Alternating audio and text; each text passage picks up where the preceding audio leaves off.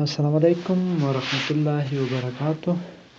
د فیسبوک او یوټیوب خوږو مینوالو، نن زه تاسو ته په دې ویډیو کې ښایم چې څنګه کولی شو موږ پر خپل فیسبوک پیج باندې کومه صفحه چې موږ جوړه کړې ده هغې کې موږ دا ډول سیستم فعال کړو چې څوک زموږ صفحې ته میسیج کوي په خپله چې موږ آفلاین وو یا پرې هم انټرنیټ بند وي، بیا هم زموږ صفحې څخه په خپله هغې کس ته میسیج لاړ شي. هلته ستاسو خوښه ده چې څه لیکئ، مثلا ولیکئ چې اوس زه مصروف یم، وروسته ستاسو میسیج ته ځواب درکوم، یا داسې نور څه ډول معلومات چې تاسو وغواړئ صفحه یې په خپله هغې نفر هغې شخص ته ورکوي. نو دا زما یوټیوب چینل دی چې په دې کې تاسو قسم ښایسته او نوې ټکنالوژۍ په اړه معلومات لیدلی شئ او فول ایچ ډي بڼه.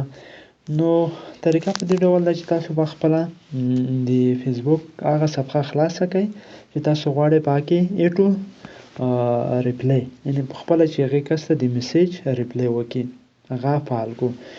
نو دا صفحې دي لاندې دوست محمد یار زما صفحه ده او ټکنالوژي ټیپک او ټاپک دا هم زما صفحه ده. نو زه په دغه صفحه کې دا سیستم فعالوم.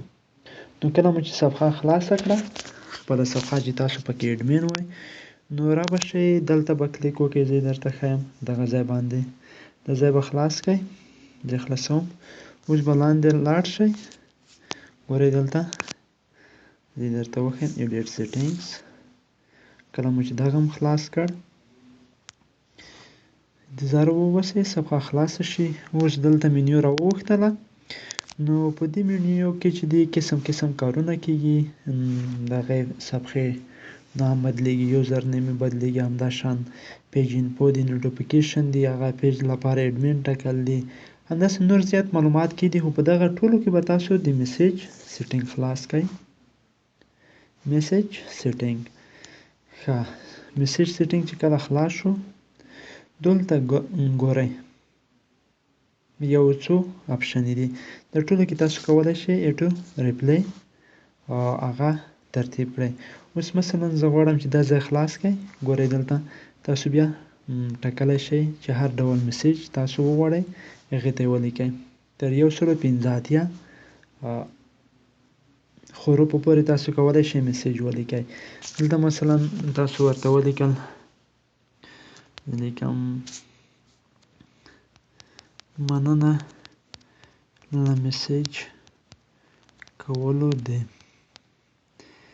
نو وښیم مثلا دا ډول تاسو هر څه چې ورته لیکئ مکمل په دغه کې څو 250 حروف ځایږي، هغه تاسو کولی شئ دلته یې ولیکئ. نو وروسته به سیو کې کېږئ. دې صفحې ته چې ماته څوک میسیج کوي، دغه میسیج به په خپله هغې نفر ته ځي. لکه تاسو د پرمختللې صفحې وګورئ چې هغه شخصیتونه لوړ دي، لکه کرن خان چې وګورئ، هغې ته چې کله تاسو هغې صفحې ته میسیج کوئ، تاسو ته په خپله یو میسیج راځي. نو دا ډول چې تاسو په خپله صفحه کې دا سیستم فعال کړئ، نو ستاسو هم دغه ډول میسیج ورځي او همداشان په دغه کې هم کولی شئ ډبل 2 میسیجونه به ورځي. وګورئ دا کې دی یو بل څه ورته ولیکه.